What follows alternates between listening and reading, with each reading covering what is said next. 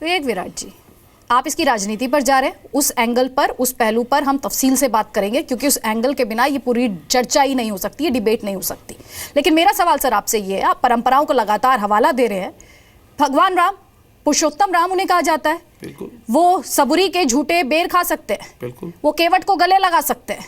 जब उन्होंने इन परंपराओं की परवाह नहीं की, जब उन्होंने ही एग्जाम्पल सेट कर दिया, तो ये मानव निर्मित परंपराएं कौन सी चल रही है सर? अगर आप भगवान को मानेंगे तो वहां भगवान ने नियम को तोड़ा है, मानव ने नियम को नहीं तोड़ा। या मानव तो के क्या नियम को उन्होंने तोड़ने रास्ता की नहीं बात हो दिखा रही दिया? है। विवेक वह विराट जी, भगवान की अपनी इच्छा है। विवेक विराट जी, रास्ता उन्होंने नियम खुद ही तय कर दिया। तो जिस ऐसे समय तो उन्होंने भगवान सबुरी के बनाए हुए अनेक झूठे बेर नियम खा हैं। लिए, अगर आप केवट उन को गले भगवान लगा के लिया, नियमों उन्होंने को खुद ही ही ये देखते बाउंड्रीज हैं को कि तोड़ दिया भगवान ने सर। शबरी के झूठे बेर खाए हैं, तो क्या भगवान ने और सब कार्य नहीं किए? उन कार्यों की तरफ आप नहीं देखेंगे। सिर्फ शबरी के झूठे बेर खाना, वो भी शबरी के स्थान पे जाकर खाना। शबरी को ये नहीं कहा कि तू मेरे राज में आ, मेरे राजनगरी में आ, मेरे दरबार में आ, तो मैं तेरे को वो सम्मान उन्होंने वहां नहीं दिया। वहां उसके द्वार पर जाके, यानी कि जो हमारे दलित भाई बंधु हैं, उसके द्वार पर जाके उसको तो इतना बड़ा सम्मान दिया कि मैं तेरे द्वार आऊंगा, तुझे मेरे द्वार आने की जरूरत नहीं है। उसी परंपरा को निभाते हुए भगवान राम भेदभाव ही कर रहे थे, भेदभाव नहीं कर रहे थे। ये समझने का तरीका है। आप उसको भेदभाव माने, हम उसमें सम्मान दे रहे थे, सम्मानित ज्यादा सम्मान दे रहे थे। और आपने अगर उसका इंटरप्रिटेशन ऐसे ही किया होता तो आज आप परंपराओं का हवाला सर नहीं दे रहे होते। देवराज जी को लेकर आना चाहती हूं मैं। सर, दलित सिर्फ पत्थर खाने के लिए बने हुए हैं, या दलित सिर्फ यूज एंड थ्रो एक कमोडिटी बन गए, एक वोट बैंक है? देखिए, अभी तक जितने भी राजनीतिक दल रहे हैं, सभी ने दलितों को यूज किया है, वो यूज करना चाहते हैं। लेकिन दलितों की स्थिति आज भी, हम इलेक्ट्रॉनिक मीडिया, प्रिंट मीडिया में बहुत सारी जगह, बहुत सारे स्टेटों में इस तरह की घटनाएं देखते हैं। और ये मानवता के नाम पर कलंक है। इस तरह से लोगों को, जो संविधान ने 1950 जब संविधान लागू हुआ, तो ये अधिकार लोगों को कानूनी अधिकार दे दिया गया है। तो मैं यहाँ पर ये पूछना चाह रहा हूँ, कानून ऊपर है या ये परंपरा ऊपर है? देश यानी राज्य, देश किससे चलेगा? नंबर 2, दलितों को जो अधिकार नहीं मिल रहा है, ये उनके फंडामेंटल राइट का वायलेशन है।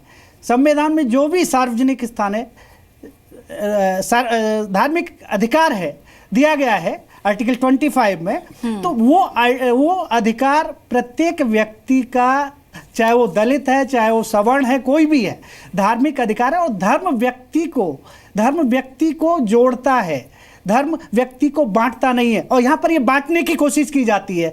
एक तरफ जोड़ने की हम बात करते हैं, तो जब तक पूरा राष्ट्र एकजुट नहीं होगा, एक जगह बैठेंगे नहीं, एक जगह आएंगे नहीं, और इस तरह से हम भेदभाव करते रहेंगे कि आपको यहाँ पर प्रवेश नहीं है, आप यहाँ आ सकते हैं, आप यहाँ जा सकते हैं, ये हमारी परंपरा है, ये हम इसे नहीं माने, तो ये जो न्याय नहीं है और ये कानून का वायलेशन हो रहा है। मैं इसे स्टेट गवर्नमेंट को जिम्मेदार मानता हूँ। इस तरह की जो घटनाएं हो रही हैं उनको कंट्रोल करने में विफल हो रही हैं। तो क्यों हो रही हैं ये? अगर राष्ट्र को आपको एकजुट करना है तो सभी को हमें ये अधिकार देना होगा। और ये आज तक की जो पोजीशन बनी हुई है, ये अभी तक दलितों को दोयम दर्जे का नागरिक समझा जाता रहा है। जिस तरह से अभी स्वामी जी कह रहे थे कि दलितों के लिए परंपराएं, वो प्रवेश नहीं कर सकते, वो प्रवेश कर सकते हैं। तो ये जो इस तरह के जो व्यू हैं समाज के लिए, ये कलंक है। मैं इसे पॉजिटिव नहीं मानता हूं, क्योंकि इसमें लोगों को, सभी को हमें अगर अधिकार देना है तो उनको भी, उनकी भी भावना है, वो भी मानव है। मानवता के नाते हमें उन्हें अपने साथ लेके चलना होगा और उनके उन अधिकारों को हमें देना होगा। आप स्टेट गवर्नमेंट का जिक्र कर रहे हैं। पंकज जैन हमारे साथ है। पंकज जी, क्या आप मुझे सुन पा रहे हैं? चलिए, अभी वो हमारे साथ जुड़ेंगे, अभी जुड़े नहीं है। राकेश सिन्हा सर, तरुण विजय जाएंगे यहां पर, पहले ही उन्होंने ऐलान कर दिया था, उनके साथ लोग जाएंगे, ये भी ऐलान कर दिया था। और जाने से पहले उन्हीं का एक कोट मैं आपके सामने रख रही हूं, भगवान को जाति में नहीं बांटा जा सकता, अगर ऐसा होता है तो ये हिंदू धर्म का पतन होगा। मेरा सवाल सर आपसे सिर्फ इतना है कि उत्तराखंड, जहां इस वक्त राजनीतिक भूचाल है, राजनीतिक अस्थिरता है, क्या हिंदू धर्म के उत्थान की शुरुआत देवभूमि के अलावा कहीं और से नहीं हो सकती थी? राकेश सिन्हा। अदिति जी, पहले मैं तरुण विजय जी पर हुए हमले की निंदा करता हूं। इस तरह की हिंसात्मक घटनाओं को अंजाम देकर कुछ लोगों ने साबित कर दिया कि 21वीं शताब्दी में नहीं रहकर वो 16वीं और 17वीं शताब्दी में जी रहे हैं। अभी दलित चिंतक प्रोफेसर देवराज सिंह जी ने बहुत अच्छी बात कही, बहुत सुलझे हुए तरीके से उन्होंने रखा कि धर्म बांटने का काम नहीं करता, जोड़ने का काम करता है। अब मैं 2-3 बातें कहना चाहता हूं। आपने बहुत बुनियादी सवाल उठाया है। एक घटना का मैं जिक्र करता हूं। नासिक में काला राम मंदिर है। उस मंदिर का इंपॉर्टेंस, 2 इंपॉर्टेंस है। एक इंपॉर्टेंस यह है कि एक जो कहानी उसके बारे में है कि भगवान राम जब वनवास में थे तो उनकी पर्ण कुटी वहीं पर थी। वहां पर स्वयंभू भगवान राम का एक मूर्ति है। अब बताएं, उस मंदिर में जब बाबा साहब अम्बेडकर ने मंदिर प्रवेश का अभियान चलाया तो उस मंदिर में श्री रामदास महाराज पुजारी थे। उन्होंने उस वक्त विरोध किया। आज उसी मंदिर में राष्ट्रीय स्वयंसेवक संघ के संगठित प्रयास के आधार पर एक समन्वयात्मक ढंग से, बिना किसी हिंसा, बिना किसी विरोध, बिना किसी भी प्रकार के झगड़े का, वहां के अभी पुजारी हैं महंत सुधीर दास। वहां पर 150 दलित महार जाति के आए, उनका प्रवेश हुआ। उस समय संघ के सरकार्यवाह थे श्री मोहन जी भागवत, जो अभी सरसंघ चालक हैं, वे उपस्थित थे। तो संघ ने जो प्रयास किया उसका एक और उदाहरण अदिति जी में बहुत इंपॉर्टेंट उदाहरण है। तुलजापुर महाराष्ट्र में एक स्थान है। उस मंदिर का इंपॉर्टेंस यह है, वहां भवानी मंदिर है। महाराज शिवाजी महाराज, छत्रपति शिवाजी महाराज उसी मंदिर में पूजा करने गए थे। कहा जाता है वहीं उन्हें तलवार भेंट की गई। उस मंदिर का पुजारी, दलित तो आते ही, उस मंदिर का पुजारी भी गैर ब्राह्मण है, मराठा पुजारी हैं। एक तीसरा उदाहरण मैं देकर अपनी बात समाप्त करूंगा। महाराष्ट्र में पंढरपुर नामक का स्थान है जहां विट्ठल देवता का मंदिर है।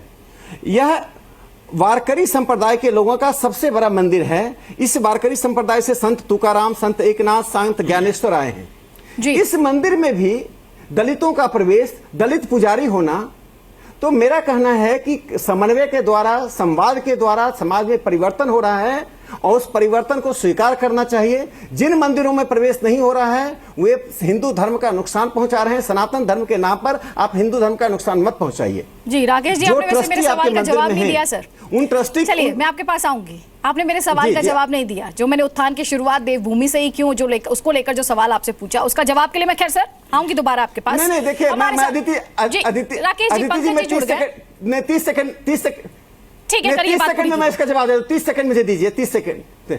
हाँ, मैं इतना कहना चाहता हूं कि तरुण विजय लंबे समय से उस मंदिर में दलितों को ले जाना चाहते थे। उन्होंने घोषणा की, वो ले गए। देखिए, हर चीज में राजनीति नहीं देखना चाहिए। व्यक्तिगत, संगठित या संस्थागत प्रयास, जिस प्रयास से प्रगतिशीलता सामने आती है, जिस प्रयास से समाज को जोड़ने की बात सामने आती है, उसका समर्थन करना चाहिए। लोग उनके प्रयास के तरीके से जरूर मतांतर रख सकते हैं, उनको लोकतांत्रिक अधिकार है, लेकिन उनका जो उद्देश्य था वो उद्देश्य निश्चित रूप से प्रगतिशील उद्देश्य था। और जिन लोगों ने उसका विरोध किया वे रिग्रेट करें, समर्पण करें और इसके लिए दलितों के प्रवेश का स्वागत करें। वहां एक बड़ा आयोजन करके दलित समुदाय के लोगों को बुलाएं, उन्हें गर्भगृह में ले जाएं, उनका स्वागत करें, सहभोज करें। यही हिंदू समाज की सबसे सार्थकता और सेवा होगी।